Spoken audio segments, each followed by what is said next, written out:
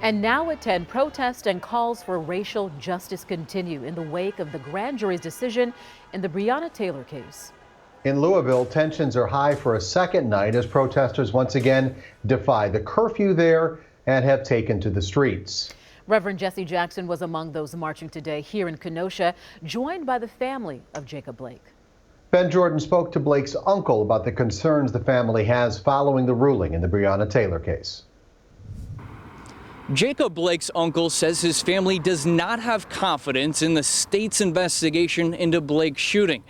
But he tells me they are not going to allow what happened in Breonna Taylor's ruling to repeat here in Kenosha.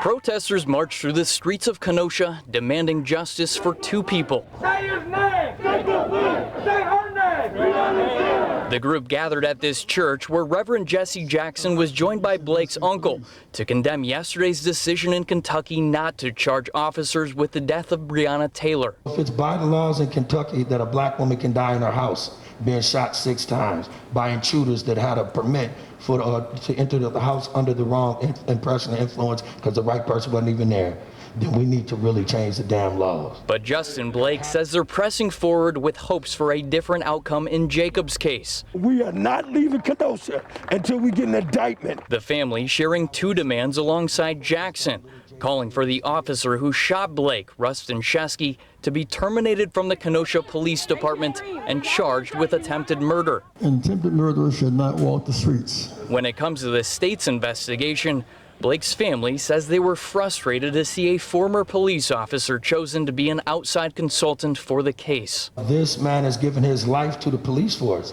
Why would he not be leaning towards the police force?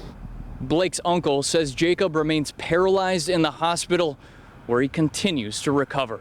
Reporting in Kenosha, Ben Jordan, TMJ4 News.